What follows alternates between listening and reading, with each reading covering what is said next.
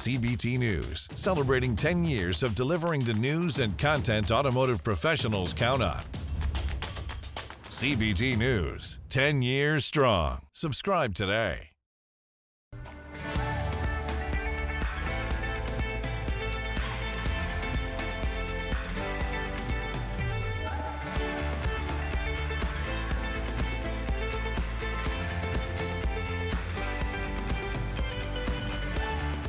Welcome to CBT News with Bridget Fitzpatrick.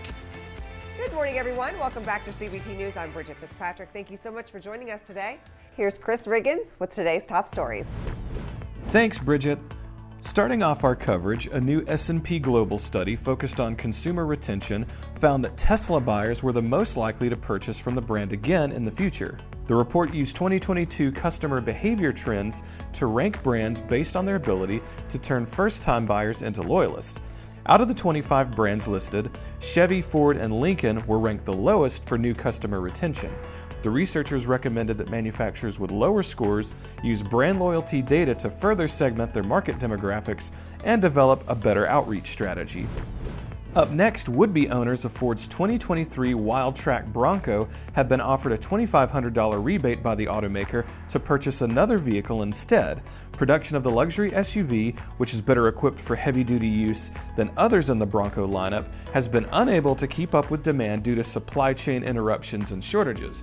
The discount can be applied to several other Ford vehicles with more availability. However, customers will need to cancel their orders before March 7th to take advantage of the offer.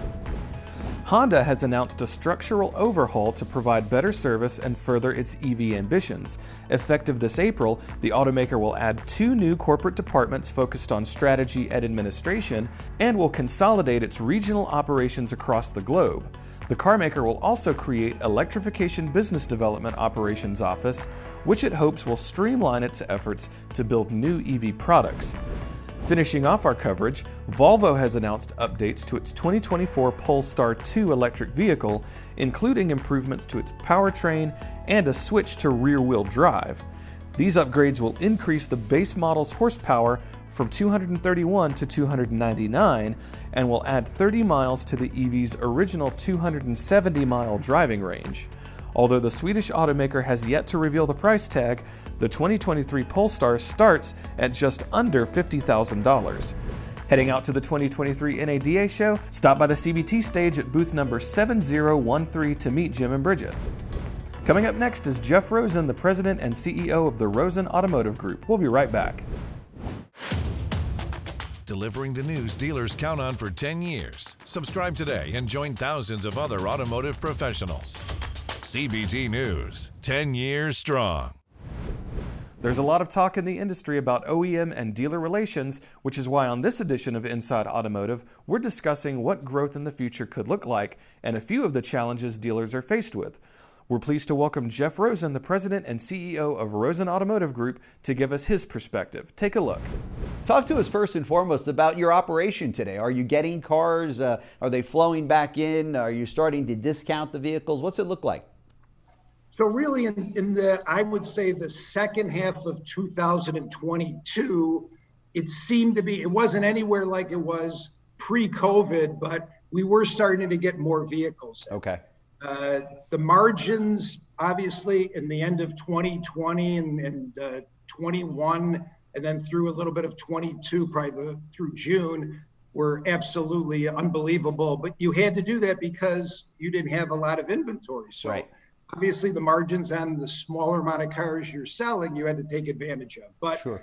As we all know, as inventory increases, competitive juices jump in, marketing starts to engage. So the margins right now, November and December, have been compressed versus what they were. Okay. Obviously, okay. At the beginning of the year especially. And obviously, you know, I know we'll discuss it, but there are obviously other headwinds as well and other variables that have attributed to that. Sure. Now, going through what you've just gone through with your stores in the last couple of years, would you trade high volume for higher gross profits. Some dealers say, you know, we're okay with a 15-day or a 30-day supply of vehicles. And you know, OEMs, you got to take a listen here, because we don't need 3, 4, or 5 month supply of cars on our lots. The volume's great, but as you know, it was a race to the bottom in terms of gross profits. Where do you stand on that? So I look at it from two different perspectives. So obviously it's been a great run.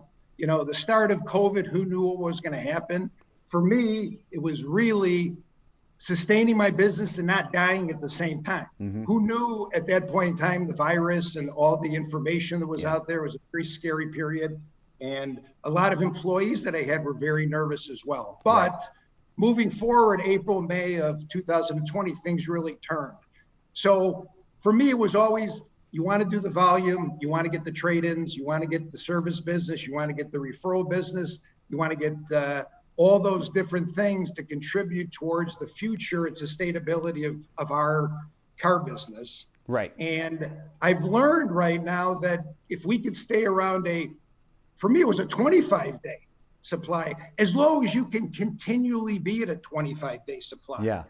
When you get down to 2 or 3 cars, that's when it gets a little hairy. All right, be sure to watch that interview in its entirety right here at cbtnews.com. That wraps up our show for today, but we invite you to join us back here again tomorrow morning for all the latest news and trends impacting the retail automotive industry. And be sure to follow us on TikTok, LinkedIn, Facebook, and Twitter. I'm Bridget Fitzpatrick. Thanks for watching, and have a great day. CBT News, your #1 resource for auto industry news and content.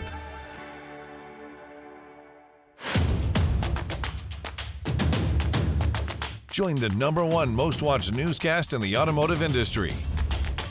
CBT News, 10 years strong. Subscribe today.